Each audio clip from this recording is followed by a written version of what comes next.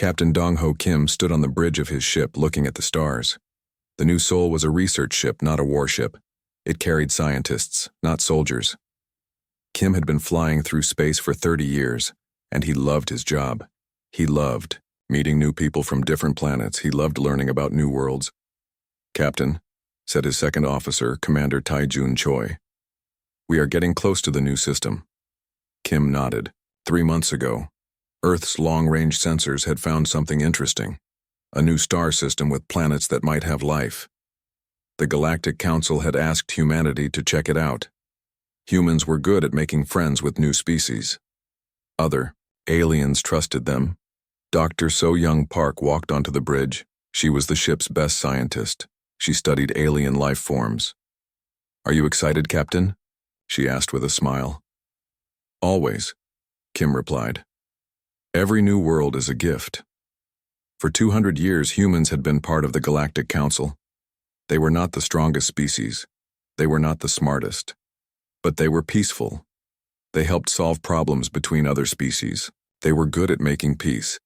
The other major species in the galaxy were very different. The Vorthan Empire loved war and conquest. They had the biggest military. The Nexus Consortium cared only about making money. They owned most of the trade routes. The Alterian Dominion thought they were better than everyone else. They looked down on smaller species.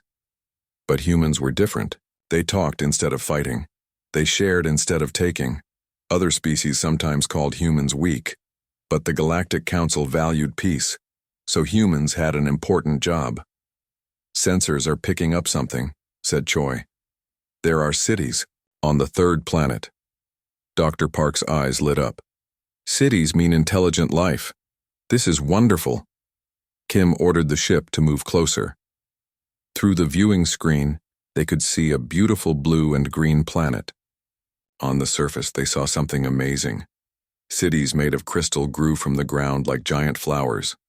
The buildings caught sunlight and made rainbow colors. "They're beautiful," whispered Dr. Park. The ship's communication officer spoke up. "Captain, we're getting signals from the planet. They're trying to talk to us." "Put it on the main screen," Kim said. A face appeared on the screen. It looked almost human, but with larger eyes and skin that seemed to shimmer. The being smiled and spoke in musical tones. The ship's computer translated the words. "Welcome, visitors from the stars. We are the Kalari. We have watched your ship and felt no fear, only curiosity. Will you come and meet us?" Kim stood up straight. This was first contact protocol. Very important. "I am Captain Kim from the planet Earth. We come in peace. We would be honored to meet your people."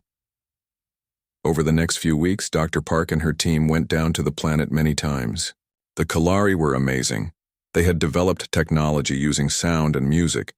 Their buildings were grown, not built. They created art that could be heard and seen at the same time. The Kalari had just started to build their first spaceships. They were excited to learn that they were not alone in the galaxy. They welcomed the humans with celebration and joy. Dr. Park spent hours learning about Kalari culture. "They're incredibly peaceful," she told Captain Kim. "They've never had a war. They solve all problems by singing together until they find harmony." Kim smiled. "They sound like perfect candidates for the Galactic Council." Following proper procedure, Kim sent regular reports to Earth and the Council. He described the Kalari's advanced crystal technology and their peaceful nature. He recommended that the Kalari system be placed under human protection while the species prepared to join galactic society. Admiral Bo-Ram Lee, Earth's representative to the Galactic Council, received Kim's reports with great interest. She had been working in galactic politics for 20 years. She knew how to navigate the complex relationships between species. Lee brought Kim's report to the Council. The great chamber was filled with representatives from dozens of species. The Vorthan delegate was a large warrior-like being covered in armor. The Nexus representative was thin and calculating, always checking data screens. The Alterian wore flowing robes and looked bored by everything.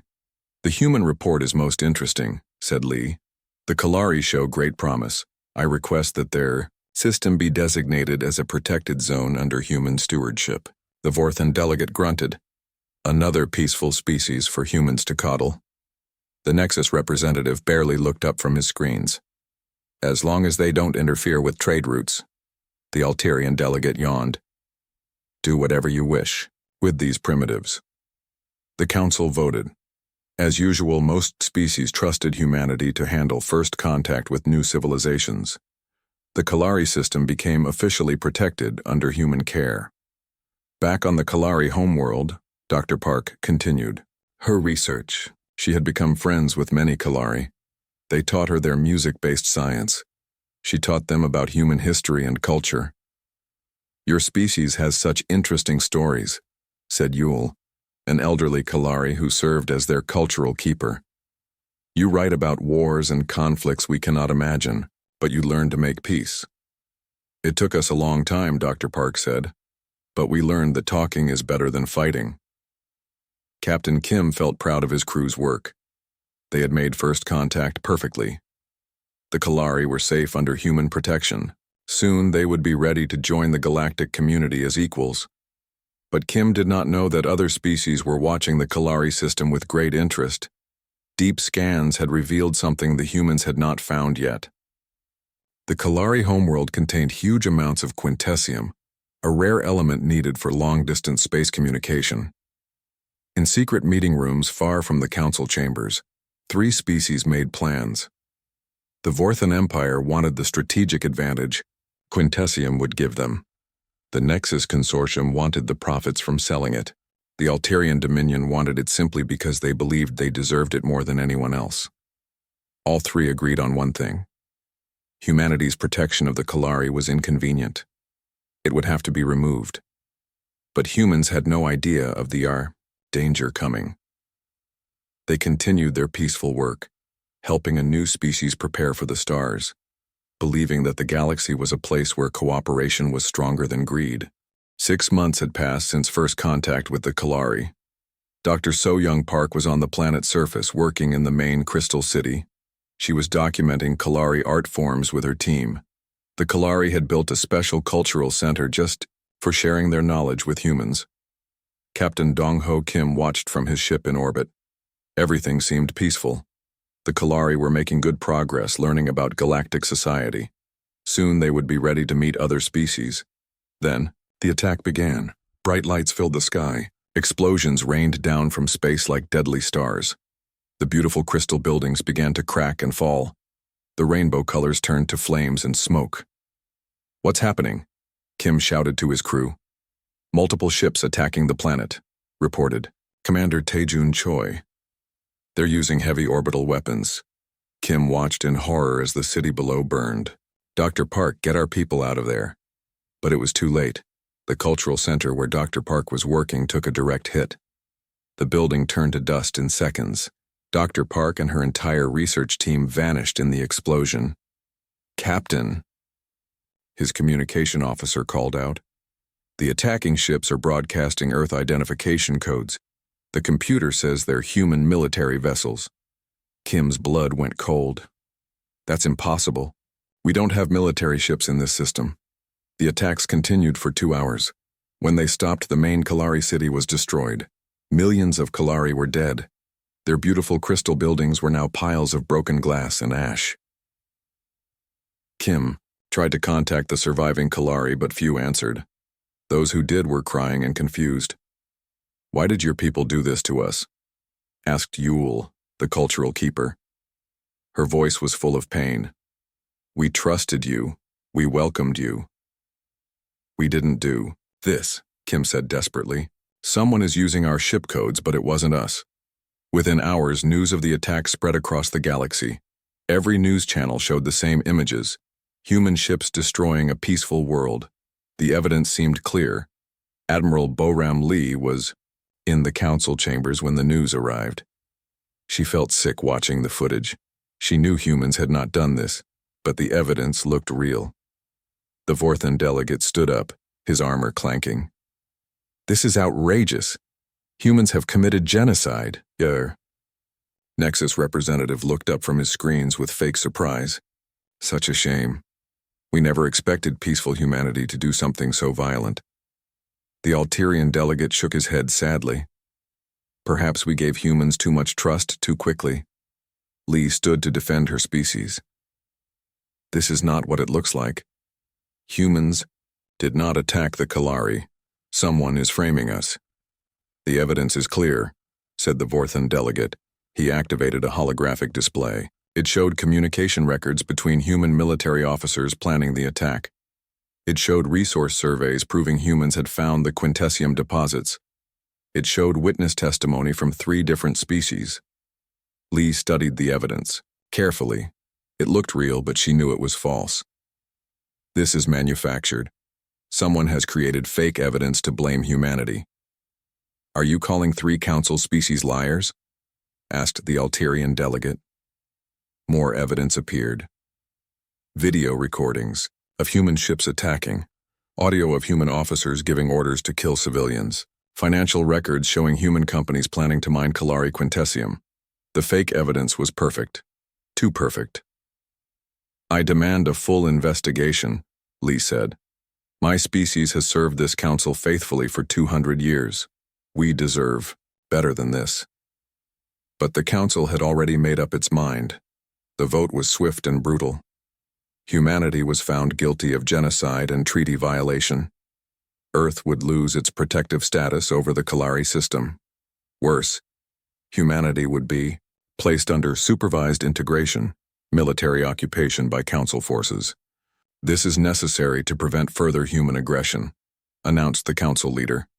Effective immediately, all human space territories will be occupied and monitored. Lee felt her heart break. 200 years of peace and cooperation, destroyed in one day. My people are innocent, she said quietly. The evidence says otherwise, replied the Vorthan delegate. As council fleets began moving toward human space, the truth started to emerge. But it came too late. Deep space monitoring stations picked up encrypted communications between Vorthan, Nexus, and Alterian ships. The messages were clear. The 3 species had worked together to frame humanity and claim the Kalari system for themselves. Captain Kim returned to Earth with a handful of Kalari refugees and the evidence of the conspiracy. But by then, Council occupation forces were already landing on human worlds. The species that had spent 2 centuries as peaceful mediators found themselves under military rule. Council soldiers patrolled human cities. Council administrators took control of human governments. Admiral Lee was arrested and charged with war crimes. As council guards led her away, she managed to send one last message to all human colonies. They wanted to see what humans do when cornered. They're about to find out. Across human space, people watched their protectors being led away in chains. They saw alien soldiers on their streets. They learned that their peaceful nature had been used against them. Something began to change in the human spirit. For 200 years, they had chosen peace over war. They had been mediators, not fighters. But deep in human memory, older instincts began to stir. Commander Choi, now the ranking officer on the New Sol, looked at the evidence of the conspiracy. He looked at the Kalari refugees crying for their dead world. He looked at the council ships occupying Earth. They made a mistake, he said quietly to Captain Kim. They think because we chose peace, we forgot how to fight. Kim nodded grimly. We came from a world where everything tried to kill us. We survived because we were the best at killing back. We chose to put that aside and be better. And now? Kim looked at the stars, thinking of Dr. Park and all the innocent Kalari who had died. Now they've reminded us what we used to be. Across human space, the same realization was dawning. Humanity had not become weak. They had become restrained. There was a difference. A big difference. The galaxy was about to learn what that difference meant. In hidden bunkers and secret meeting rooms, humans began to plan. They had been peaceful for 2 centuries. But before that, they had been the most successful predators, on a planet full of things that wanted to eat them. The Council species had made their move. Now it was humanity's turn. Council occupation forces thought controlling humans would be easy. They were wrong. Captain Dong Ho Kim stood in an abandoned mining facility on Luna, Earth's moon. Around him were dozens of other humans, ship captains, military officers, scientists, and engineers. They had all escaped the initial occupation and now formed the core of human resistance. The council made one big mistake, Kim said to the group. They think we're the same species they met 200 years ago. Commander Taijun Choi nodded. They see us as peaceful mediators. They don't know what we were before we joined the galaxy. Every human colony had been built for survival, not comfort. When humans first left Earth, they went to worlds that other species considered too dangerous. Planets with deadly storms, toxic atmospheres, and dangerous wildlife. Humans not only survived on these worlds, they thrived. Now those same survival skills became weapons of war. On Mars, the Council garrison found their supply depot empty one morning. The human workers had simply vanished, taking everything with them. When Council soldiers tried to follow, they walked into traps that used the planet's dust storms to blind and confuse them. On Europa, Council administrators woke up to find their communication systems playing human music at full volume. Every time they fixed the systems, the music started again. They never found who was doing it because every human on the moon was helping. Engineer Hyejin Nam was working in a secret facility hidden in the asteroid belt. She had been designing civilian mining equipment before the occupation. Now she was modifying those designs for a different purpose. The Council banned all human military technology, she explained to her team. But they didn't ban mining lasers, construction explosives, or cargo haulers. Nam's team was turning peaceful tools into weapons of war. Mining lasers became ship-mounted cannons. Construction explosives became ship-killer missiles. Cargo haulers became troop transports and supply ships. But the biggest surprise was waiting in Earth's secret archives. Physicist Chan-Woo Lim had broken into the old military storage facilities. What he found there made him smile for the first time since the occupation began. Project Phoenix, he told Captain Kim over a secured communication link. Before we joined the Galactic Council, our military was working on some very interesting projects. For 200 years, humanity had followed galactic peace treaties. They had dismantled their weapons and mothballed their military technology, but they had not destroyed it. Deep underground, in hidden bunkers, humanity's old war machines waited. Stealth ships that could move unseen through space, weapons that could punch through any known armor, defense systems that could protect entire planets. All of it was old by galactic standards, but it had been built by humans who expected to fight alone against a hostile universe. The Council species shared their technology with us, Lim explained. But we never shared all of ours with them. The resistance began to grow. Every human colony contributed people and resources. Even humans, still under Council occupation, found ways to help. They sabotaged equipment, fed false information to their occupiers, and passed secret messages to the resistance. The Kalari refugees became unexpected allies. Yule, the old cultural keeper, taught human engineers about Kalari harmonic technology, sound-based systems that could disrupt ship communications and navigation. Your species saved us when no one else would, Yule said to Captain Kim. Now we help you save yourselves. Other minor species began to secretly support the human resistance, the Tolvani, who had been conquered by the Vorthon Empire decades ago, the Epsilon merchants, who had been bankrupted by Nexus trade monopolies, the Zelian colonies who had been enslaved by the Alterian Dominion. All of them had suffered under the three powerful species. All of them wanted revenge. Captain Kim met with Admiral Boram Lee in a daring rescue operation. Council forces had been transporting Lee to a prison facility when human commandos struck.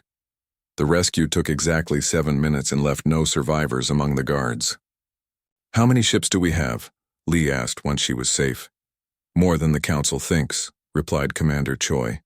Every civilian vessel, every cargo hauler, every mining ship, plus the military ships we've been building in secret. Lee smiled, grimly. And weapons? Engineer Nam stepped forward.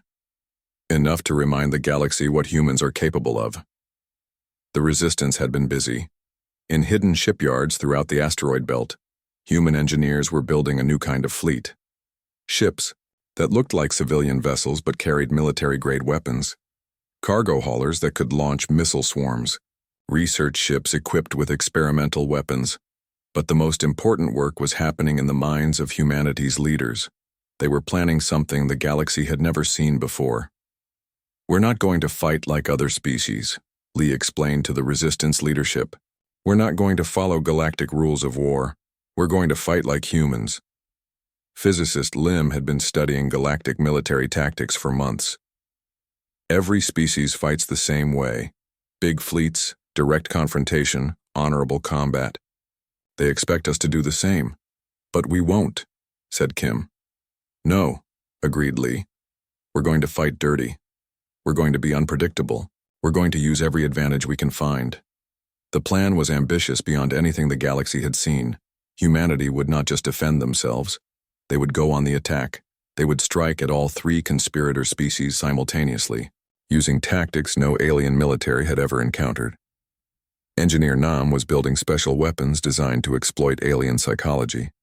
Species that had never faced true predators would be terrified by sounds and images from Earth's nature documentaries. Aliens who valued honor above all else would be confused and demoralized by human deception tactics. "The Council thinks humans are weak because we chose peace," Nam said. "They're about to learn that choice and ability are two different things." As the Resistance prepared for war, they sent a message to every human in the galaxy. It was simple and clear. We tried peace. They chose war. Now they faced the consequences. Across human space, people began to disappear from Council surveillance. Not running away, going underground, preparing, organizing. Remembering skills their species had not used for 2 centuries. The galaxy was about to discover that humanity had not become weak during their peaceful years. They had become restrained. They had chosen to be mediators and diplomats because they were good at it, not because they could not be anything else. Admiral Lee's final message to the Resistance was broadcast from a hidden base in the outer system. "We gave them 200 years of peace. They used it to plot against us. Now they get to see what we were like before we became peaceful." The human war machine was waking up, and it was hungry. The attack began at exactly 12-hour Galactic Standard Time across 50 star systems simultaneously. Council occupation forces on human worlds woke up to find their bases surrounded. But not by armies, by entire populations. Every human civilian had become a resistance fighter overnight. On Mars, the Vorthon garrison commander looked out his window to see 10,000 humans standing silently around his base. They carried no weapons, but their eyes promised death. When he tried to call for backup, his communications were dead.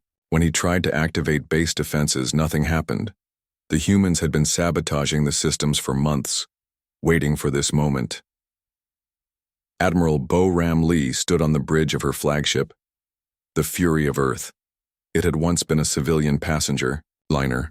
Now it bristled with weapons that made veteran Vorthon warriors nervous. "All units, this is Admiral Lee," she broadcast to the hidden human fleet. "Operation Payback is now active. Show them what happens when you corner a human." The first target was the Vorthon military station at Kepler 442. It was considered unbreakable, shields that could stop planet-killer weapons, defenses that had never been defeated. Commander Taejun Choi led the attack in his ship, the New Soul. But he was not using normal weapons. Engineer Hyejin Nam had given him something special. "Kalari harmonic resonance torpedoes, locked and ready," reported his weapons officer. The torpedoes looked harmless. Small, quiet, almost peaceful, but when they hit the station's shields, they began to sing. The Kalari technology created sound waves that turned the station's own defensive energy against itself. The shields collapsed in minutes. The station's hull began to crack from the inside as harmonic vibrations tore it apart. The Vorthon defenders had never seen anything like it. "Impossible," whispered the station commander as his unbreakable fortress fell apart around him. "How are they doing this?" Choi's response was broadcast across all frequencies. "We learned from friends you tried to murder. Across the galaxy, similar attacks were happening. Human forces struck with weapons and tactics that defied everything aliens knew about warfare." Dr. Hyun Mi Song, A former terraforming specialist had created biological weapons that specifically targeted alien biology while leaving human-compatible ecosystems untouched. Entire Nexus trade stations found their crews sick and dying while human prisoners remained perfectly healthy. "It's impossible to create such specific biological agents," said a Nexus scientist as his laboratory fell to human forces. "You're right," replied Dr. Song as she secured the facility. "It's impossible for most species, but we come from a world where everything evolves to kill everything else. We understand biological warfare better than you understand mathematics." The Alterian Dominion faced the most psychological attacks. Physicist Chan Wu Lim had studied their culture and found their weakness. They could not handle the idea of being inferior to any other species. Human forces bombarded Alterian communication networks with footage from Earth's nature documentaries. Lions hunting gazelles, sharks feeding in bloody water. Humans' persistence hunting across African plains until their prey collapsed from exhaustion. "This is what you challenged," came the message with each broadcast. "These are the predators you thought were weak." Alterian forces began surrendering without fighting. Their proud warriors could not face the psychological reality that they were prey animals trying to fight apex predators. But the galaxy's attention focused on the Battle of Proxima Station. It was the most important military base in known space, a massive fortress that controlled the major trade routes between galactic sectors. The combined fleets of all three conspirator species guarded it. Over 2,000 warships, including the most advanced vessels in their arsenals, Admiral Lee, brought 300 human ships to the battle. "They outnumber us 7-1, reported her tactical officer. "Good," Lee replied. "That means we don't have to worry about hitting friendlies." The enemy fleet arranged itself in traditional battle formation, neat lines of ships advancing in coordinated waves. It was how space battles had been fought for 1,000 years. Lee's fleet scattered like startled birds. "What are they doing?" asked the Vorthon fleet commander. "That's not proper battle formation." "They're running," said his tactical officer. "Human cowardice at last." They were wrong. Human ships appeared to flee in all directions, but they were actually taking positions around the enemy fleet. When the trap was ready, Lee gave the order. "All ships execute Plan Terran." Plan Terran was humanity's gift to galactic warfare, the application of pack-hunting tactics to space combat. Human ships attacked from every direction at once, using hit-and-run tactics that confused and scattered the enemy formation. They did not fight like civilized species with honor and rules. They fought like wolves taking down a mammoth. The Kalari harmonic weapons disrupted enemy communications, so alien ships could not coordinate their defense. Human stealth technology, hidden for 2 centuries, made ships appear and disappear like ghosts.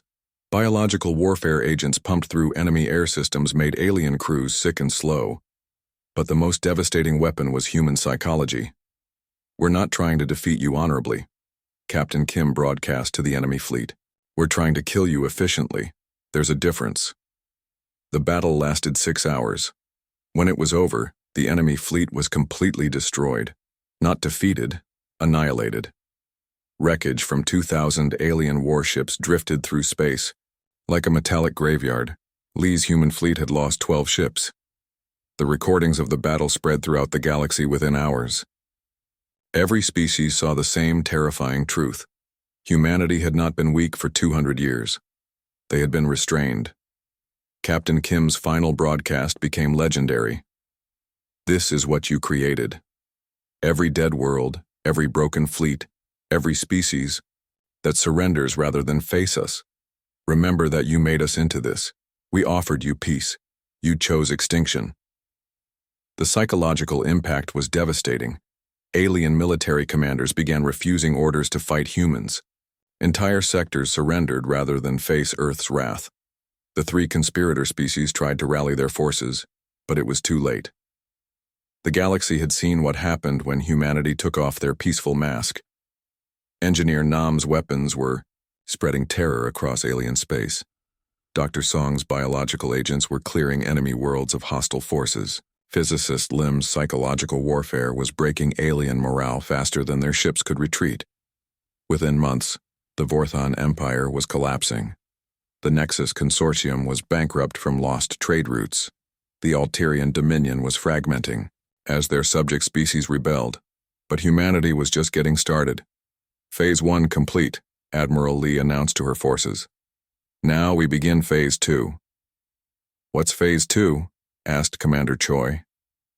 Lee's smile was cold as space itself. We make sure this never happens again. 2 years after the first human attack, the galaxy was completely different. The Vorthon Empire no longer existed. Their warrior culture had been broken when they learned that humans were better at war than they were. Those Vorthon who survived lived on human-controlled worlds, working as laborers and farmers. Their weapons were destroyed, their ships scrapped for metal. The Nexus Consortium had collapsed when human forces captured their trade routes. Their merchant princes became refugees, begging for food on worlds they used to exploit. The vast wealth they had stolen from other species was redistributed to their former victims. The Alterian Dominion simply vanished. Their proud lords could not accept being conquered by the inferior species they had looked down on for so long. Some fled to the galaxy's edge. Others took their own lives rather than face the shame. Admiral Boram Lee stood in the ruins of the old Galactic Council chamber. The great building had been abandoned when member species fled rather than face human justice. Now it would become something new. The old council failed because it allowed the strong to prey on the weak, Lee said to the gathered representatives of surviving species. The new council will be different. Captain Dong-Ho Kim, now promoted to admiral, commanded the human space force that kept peace throughout the galaxy. His ships patrolled former enemy territory, ensuring that the defeated species followed human law. Any questions about the new rules? Kim asked a group of former Vorthon officers. One brave Vorthon raised his hand. What happens if we disobey? Kim's expression did not change. You remember what happened to your homeworld when you attacked innocent Kalari? Do you want to find out what we do to repeat offenders? The Vorthon quickly shook his head. The Kalari had become humanity's closest allies in building the new galactic order. Elder Yule, despite her age, worked tirelessly to help establish peaceful relations between species. Harmony must be earned, she often said. The old galaxy had discord disguised as harmony. The new galaxy will have true harmony, protected by human strength. Engineer Hyejin Nam had established the Human Technological Imperium, spreading Earth-based innovations across former enemy worlds. But she was careful to share technology only with species that proved they would use it responsibly. The old council shared technology freely, Nam explained to her staff. That's how the 3 conspirator species got strong enough to cause trouble. We won't make that mistake. Dr. Yunmi Song was working on a different project. She was developing ways to help alien species recover from the damage caused by war. Her biological agents could now heal damaged ecosystems and help alien populations rebuild. We destroyed them when they threatened us, Song said. Now we help them become better than they were, but not everyone was grateful for human protection. A group of former Nexus merchants tried to restart their old trading practices, using child labor and slave wages on border worlds. They thought humans would not notice their activities so far, from Earth. They were wrong. Commander Taejun Choi arrived at their operation with a small human fleet. He did not negotiate. He did not give warnings. He simply broadcast one message. This is Commander Choi of the Human Space Force. You have 30 seconds to release all workers and surrender, or we will demonstrate why the Nexus Consortium no longer exists. The merchants surrendered in 20 seconds. Physicist Chanwu Lim had become the galaxy's expert on preventing future conspiracies. His monitoring systems watched for any signs of species working together against human interests. The old galaxy failed because information could be hidden, Lim explained to a gathering of alien leaders. In the new galaxy, we see everything. We hear everything. We know everything. Some species complained that human surveillance was too strict. Lee's response was always the same. You had a chance to police yourselves. You chose to frame us for genocide instead. Now we police you. The new galactic government was not democratic, like the old council. It was not a partnership of equals. Humanity ruled and other species obeyed or faced consequences. But it was also more just than the old system had ever been. Under human law, no species could exploit another. No powerful group could prey on the weak. No conspiracy could hide in the shadows and plan genocide. The old council was a lie, Admiral Lee said during the first session of the new government. It pretended that all species were equal while allowing some to dominate others. We don't pretend. We rule because we're strong enough to keep the peace and honest enough to do it fairly. Many species actually preferred human rule to the old chaos. The Tolvani, freed from Vorthon oppression, sent a delegation to thank humanity for their liberation. Under the Vorthon, we were slaves, their representative said. Under humanity, we are citizens. We may not be equal to humans, but we are protected by human law. The Epsilon merchants, no longer bankrupted by Nexus monopolies, were able to rebuild their trading networks under human oversight. Human trade law is strict, their leader admitted, but it's fair. Everyone follows the same rules. The Zellian colonies, freed from Alterian slavery, established their own governments under human protection. We tried to rebel against the Alterian many times, said their elected leader. We always failed because we fought alone. Humans taught us that strength comes from unity, but unity must be protected by power. Captain Kim, now responsible for enforcing human law across the galaxy, often visited the rebuilt Kalari homeworld. The crystal cities were growing again, more beautiful than before. Do you think we did the right thing? Kim asked Elder Yule during one visit. The old Kalari considered the question carefully. Your species could have chosen to become conquerors like the Vorthan, or exploiters like the Nexus, or supremacists like the Alterian. Instead, you chose to become guardians. Yes, I think you did the right thing. Kim nodded, but he still felt the weight of responsibility. Ruling a galaxy was much harder than exploring it had been. The memorial to Dr. So Young Park and the other human victims stood in the center of the new Kalari capital. The inscription was simple. She came in peace. Her death was answered with war. The galaxy learned the difference. Every year on the anniversary of the attack, representatives from every species in the galaxy came to the memorial. They laid flowers and spoke words of remembrance. Not just for the human and Kalari dead, but for all the victims of the old galactic order. Admiral Lee, now the first human galactic chancellor, gave the same speech every year. We did not choose this path. We were content to explore, to mediate, to build. But when forced to become monsters, we became the most efficient monsters the galaxy had ever seen. Remember this when next you consider crossing us. The galaxy had settled into its new reality.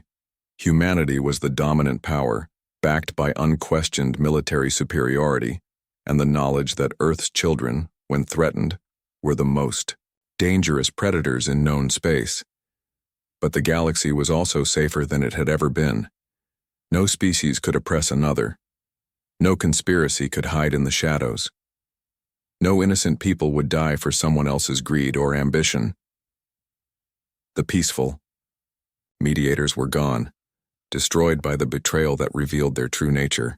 In their place stood humanity ascendant, apex predators who had chosen to be guardians instead of conquerors, and the galaxy was better for it.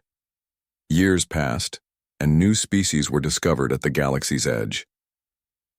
When first contact was made, they always asked the same question: what kind of people are these humans who rule the stars? The answer was always the same: the kind you want as friends and never want as enemies. The galaxy had learned its lesson. Some lessons once taught by humans were never forgotten.